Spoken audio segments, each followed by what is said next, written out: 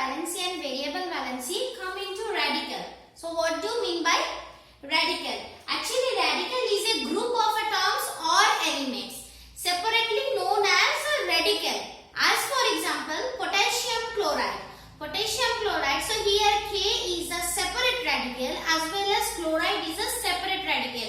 So when it is a group of atoms or elements, it is known as radicals. So when two or more atoms behave like a single unit or a single ion, it is known as radical. I am repeating, radical when a group of atoms or elements behave like a single unit or a single ion, it is known as radical. So here radical is of two types. One is positive radical, another one is negative radical.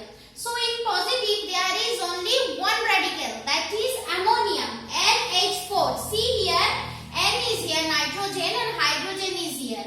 So N and H, both of them is a group of atoms. So hence it is known as radical, and itself ammonium is a only positive radical. Now negative radicals are many much more. So that is carbonate. This one is carbonate, whereas negative radical CO3 2 minus, and this one is SO4 2 minus sulfate. So these are the positive and negative radicals. So I am repeating, when a group of atoms behave like a single unit, it is known as radical. See here, NH4 is a positive radical, whereas air, nitrogen and hydrogen, both of these are present, so it behaves like a single unit. Hence it is known as radical, but NH4 is a only positive radical. Now to make things easier, some rules are categorized for non-metals. For non-metals alone. So when we see that a non-metal reacts with oxygen, any kind of non-metal reacts with oxygen, it forms SO3 or SO4. So in case of SO3, see here, lesser number of oxygen, SO3 2 minus, where the valency and the charges will be same. Charges are the same. See here, 2 minus also, here also 2 minus. The charges will be same always. But lesser the oxygen and more number of oxygen, having certain kind of rules, that having a naming compound. How it is possible? When non-metal and oxygen reacts with together, and when the lesser number of oxygen present. See here, SO3 2 minus, SO3 2 minus, when there is lesser number of oxygen, that is 3 atoms, it will be ite. So this is the rule. When there is a lesser number of oxygen, O3, then we will going to write ite, that is sulfite. Next come to when there is more number of oxygen. See here, oxygen number is 4. When there is more number of oxygen, we are going to write 8. That is sulfate. Another pair is also there. That is NO2 1 minus, NO3 1 minus. See here, the valency are also same. That is 1 minus and 1 minus. Valency will be same always, or the charges will be always same. But difference is here what? That is lesser number of oxygen and more number of oxygen. When we are having lesser number of oxygen, we are going to write ite. And when we are having more number of oxygen, we are going to write 8. So here sulfite SO3 2 minus and sulfate SO4 2 minus. First pair. Come to the second one, that is NO2 1 minus, NO3 1 minus. So here is also lesser number of oxygen, that is 2. So it will be nitrite, and here is also 3, that is more number of oxygen, so it will be nitrate. Here also PO3 3 minus. See here, the charges are also same. PO3, that is lesser number of oxygen, so it will be phosphate.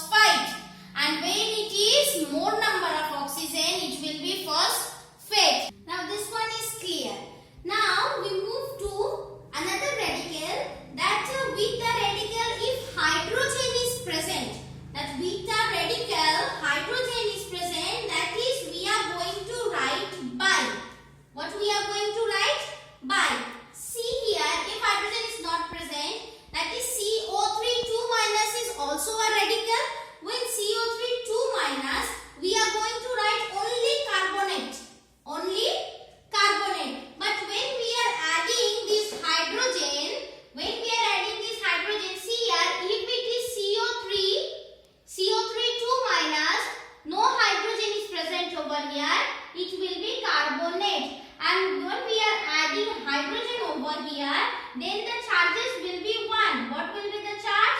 It will be 1 when we are adding hydrogen. And when we are adding hydrogen, so we are going to write bicarbonate. As these also, when it is SO3, 1 minus is for hydrogen only, then we are going to write bisulfite. See here, when SO3 2 minus is there, it is only sulfite. And when we are then the charge is only 2 minus. SO3 2 minus, then it will be sulfite. And when we are adding hydrogen over here, then the charge will be minus 1 minus. And when the hydrogen is added with sulfide, then we are going to write bisulfite. Similarly, when SO4 2 minus, then it is sulfate. And when we are adding SO4 with hydrogen, the charges will be 1 minus. The charges will be 1 minus, and it is known as bisulfate. So when we are adding hydrogen, the charges will be reduced. As for we are going to add bi also when hydrogen is added only, and when we are not adding hydrogen, then the non-metal will be carbonate, sulfate, sulfite, phosphate, phosphite, like this way. Now it is clear that when we are adding hydrogen with any kind of radical, we are going to write bi, along with the charges will be reduced for the hydrogen only. And if there is lesser number of oxygen, in case of non-metal only, lesser number of oxygen, then we are going to write I, that is sulfide or phosphide or nitrite. Or when it is the more number of oxygen, then we are going to write sulfate, nitrate and phosphate. So it is clear, this is known as radical. So radical is a group of atoms or elements that behave like a single unit. So come to the another rule of non-metal, that when non-metal is negatively charged non-metal is iron, that is then the rule will be, then we are going to write IDE, I-D-E-I. So that is, where it is Cl, chlorine, then we are going to pronounce the name chloride. Br, bromide. I, iodide. S, sulfide. O, oxide. N, nitrite. And C, carbide. So when there is a non-metal ion that is negatively charged, we are going to write IDE, I-D-E-I. So radical is completed. Now come to variable valency. Those are the Latin names elements having the variable valency. So first of all, copper, cuprum having variable valency, as well as Ag and Ag also.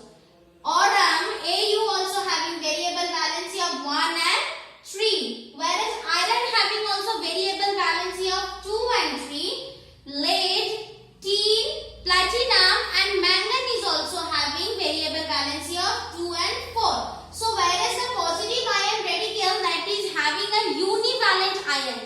Univalent ion means 1, having only 1 charge. Univalent ions, then we are calling us, OUS.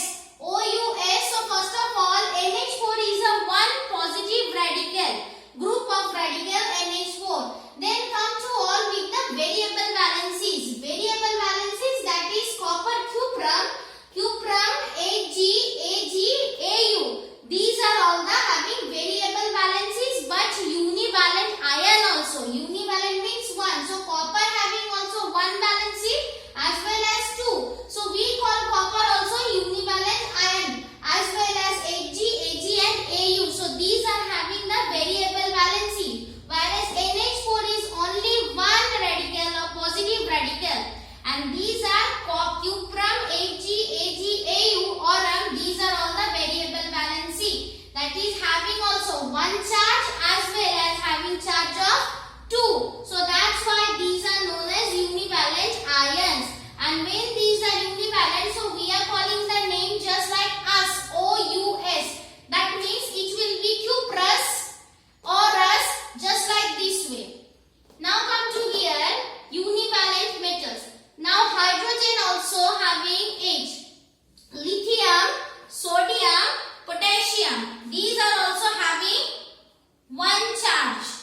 one charge. So these are also having the positive ion radical, and these are also known as univalent ions. These are having that divalent electropositive ion. So here it is that Ag.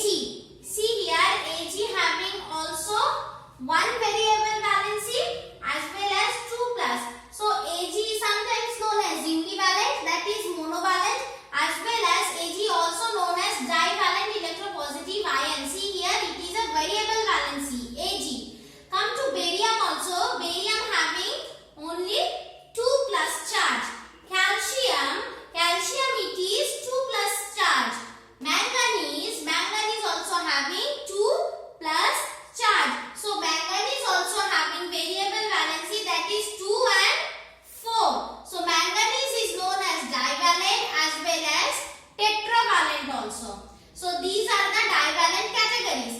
Come to another trivalent electropositive ion, that is aluminium having plus 3 charge. So aluminium is a trivalent electropositive, whereas chromium also having plus 3 charge and ferric also having plus 3 charge.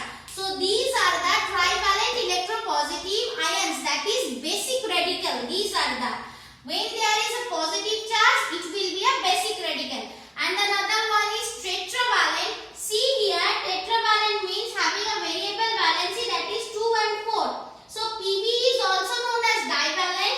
Pb is also known as divalent, as well as Pb is also known as tetravalent electropositive, whereas Pb having, that means lead having a variable valency radical. Now Pb4 plus also, Pb here 2 plus also. So it is known as divalent as well as tetravalent. Whereas platinic also having 4 plus ion, that is 4 plus charge. So it is also known as tetravalent. Whereas tin also having 4 plus. So it is known as tetravalent electropositive ion or radical. So make it clear that having the variable valencies, that is Ag having also 2 and 1. So Ag is known as divalent as well as monovalent or univalent electropositive, whereas manganese having 2 plus and 4 plus. So manganese is known as divalent as well as tetravalent electropositive. So like this way, trivalent, aluminium, chromium, ferric, these are the trivalent. So according to the charges and according to the variable valencies, it is categorized into your book along with the table and the name. So you have to learn it. So come to the next portion, that is negative ions, negative radicals. It is already given into your book, page number 6. And you pupils have to learn all the charges and all the monovalent ions, divalent ions, trivalent ions, tetravalent ions, both in negative as well as in positive. You have to learn. So first of all, in monovalent or in univalent ion, negative ions. So first of all, acetate, CH3COO minus, that is having the charge 1. Clear?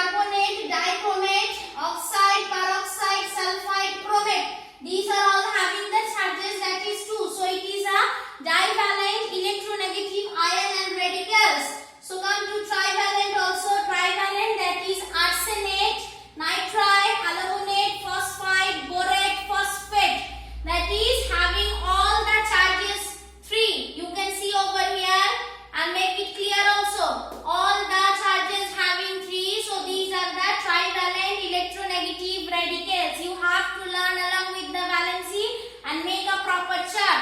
It is given into your book. Tetravalent, that is carbide, C4, and ferrocyanide is also having 4. So the charges is 4, hence it is tetravalent electronegative ion and radical. So make it clear and write it down from board, those who are having not books. So here it is the electronegative ions and radicals. This side is univalent, divalent, trivalent and tetravalent. Make it clear all of you. These having only based on the charges that the radical carry. 1 charges, that is uni and mono, to having 2 charges, that is divalent, charge 3, trivalent, 4, tetravalent. So come with formula after completion of the variable valency. Come to formula, that why we are writing formulas, because formula is a symbolic representation of an element and compound. So we are writing the chemical formula. Come to an example. Actually formula symbols that denote the molecule of an element. Actually when we are writing this formula, it actually denotes which kind of thing this formula denotes. The formula denotes the molecule that are present in an element or a compound. So as for example, first of all, when we are writing hydrogen, oxygen, nitrogen, chlorine, iodine, bromine, so these are the elements having the formula that is H2N2O2Cl2. So why we are writing here 2? Hence it defines that the 2 atoms are present in these elements. So when 2 atoms are present in these elements, so we are writing here 2. So it symbolizes or denote the number of atoms present in these elements. So the formula of hydrogen is H2 because 2 atoms present in it. As well as oxygen also having O2, 2 atoms, nitrogen N2, chlorine Cl2, bromine Br2 and iodine I2 respectively. So it denotes the proper molecule or atoms present in the element or compound. Next example come to that when we are writing one molecule of ammonium chloride, then we are writing here NH4Cl. We are not writing one NH4Cl. When there is nothing, so we consider here as 1. So NH4Cl means here N will be 1 atom. H hydrogen is 4 atom, whereas Cl chlorine is 1 atom. So hence it is one whole as a molecule of NH4Cl.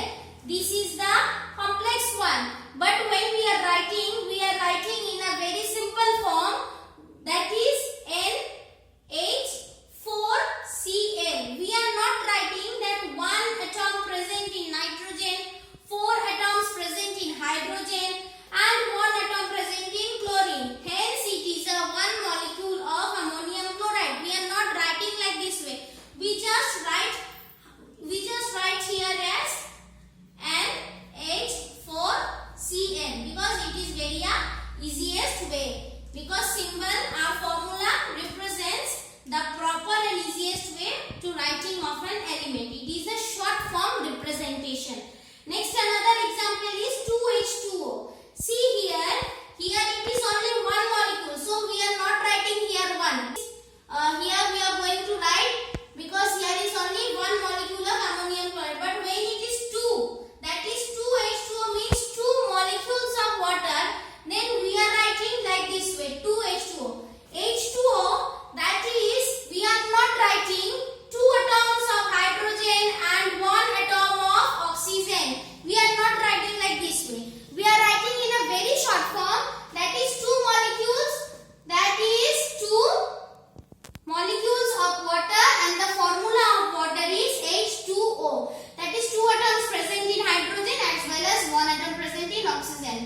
2 molecules. So in front, in the prefix side, we are adding 2. So like this way, formula represents, and it is an easy way to represent the symbol and formula. And what is the significance of this writing a formula? It also signifies the number of atoms present in each element and molecule. Exactly, we are seeing over here that is it is 2, hence 2 molecules it is 2.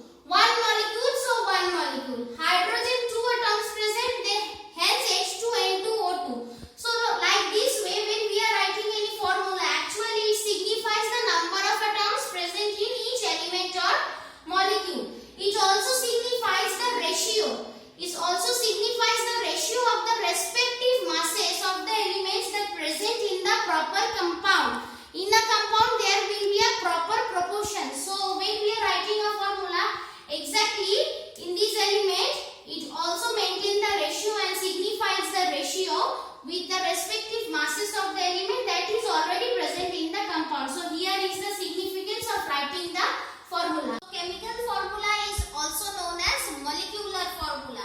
So here are some other rules that you people already know that how we should write a chemical formula. By attempting a method, that method is known as crisscross method. What is the method? The method is known as crisscross method. And by attempting this crisscross method, we are going to write the chemical formula. So what are the rules? That one side we have a basic radical and another side we are going to write the acidic radical. See over here. MgCl, magnesium chloride. So it is a magnesium is a basic radical. So first of all, one side we are going to write magnesium and the another side we are going to write the chlorine. In this case, you have to learn all the valencies also. Otherwise, you cannot able to make the formula in a way of crisscross method.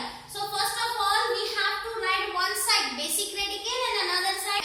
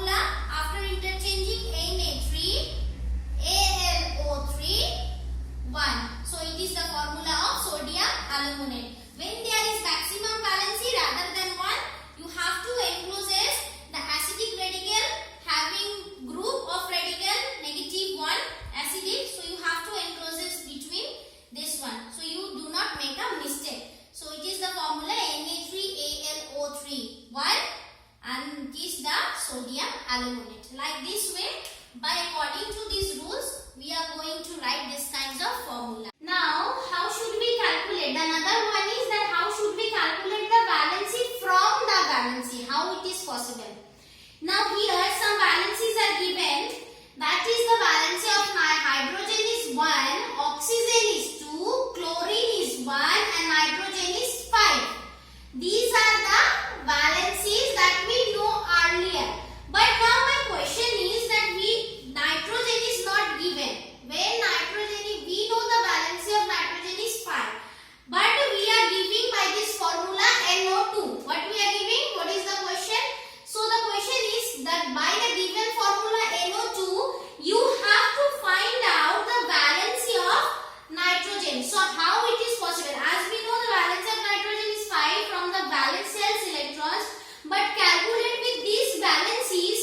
From the valency, we are going to find out the valency of nitrogen. How it is possible? By the given formula NO2. NO2 is the formula and we have to find out the valency of nitrogen over here. Hence, we have to write one side N, another side O. Write it down both N, N, O, O and interchange all the subscripts. That is when it is oxygen 2, when it is interchanged, then here on nitrogen it will be 2 and oxygen is 1. Hence, interchanging first. It is the first step. You have to interchange NO2, NO, interchange the valencies. 2 is here, O is 1. Now, the second step is what?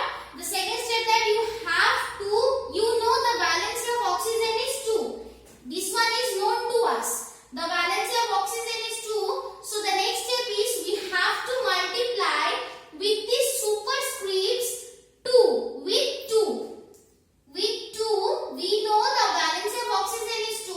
Hence, we have to multiply this 2 with this superscript. That is, first of all, in first step, it is just like this. Then we are doing what? We have to multiply this 2 with this 2. Another 2. Oxygen O1. Then we have to multiply 2. So, what we will get? We will get that N4O2. Make it clear. We know all these oxygen valency is 2.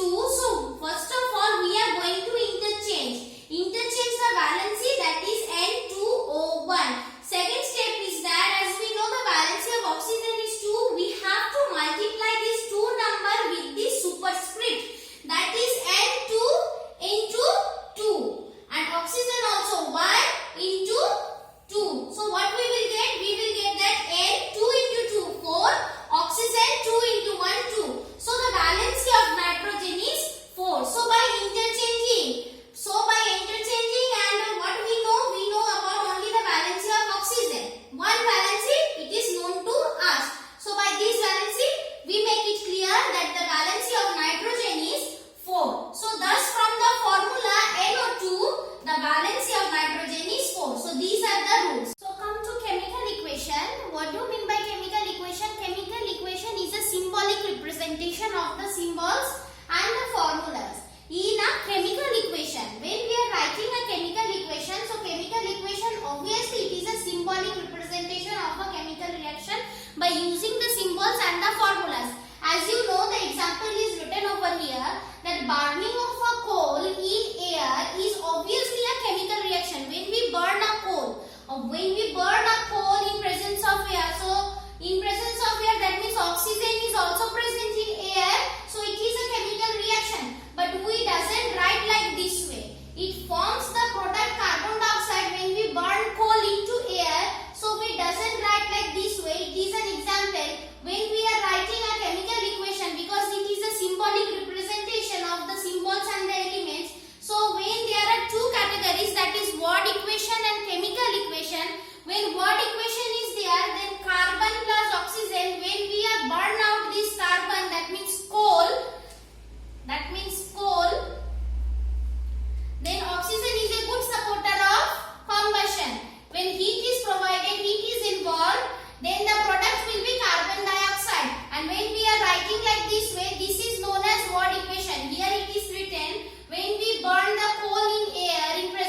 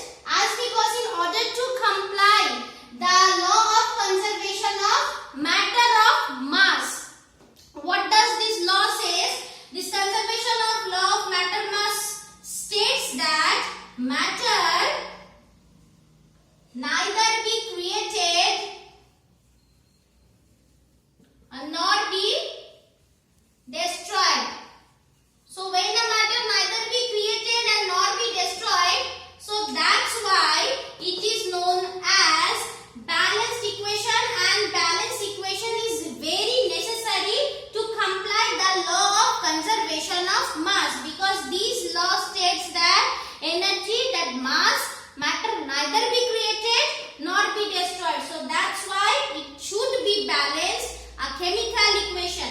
Now see here, this is calcium carbonate CaCO3.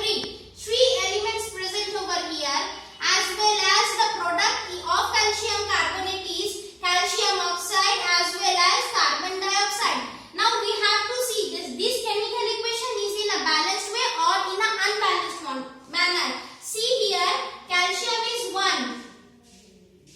So on that side product also calcium is 1. So here carbon dioxide is also 1. Here is also 1.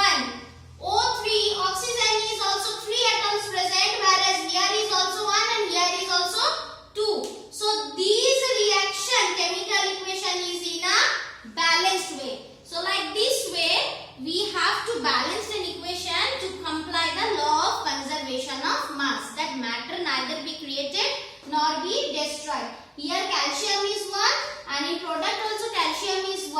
Carbon is 1 also, carbon is 1 here also. Whereas oxygen having 3 atoms, so here only calcium oxide 1 atom of oxygen present, and here with carbon dioxide 2 oxygen atom present. So the whole chemical equation is balanced. This chemical equation follow the law of conservation of mass. Now come to the empirical formula.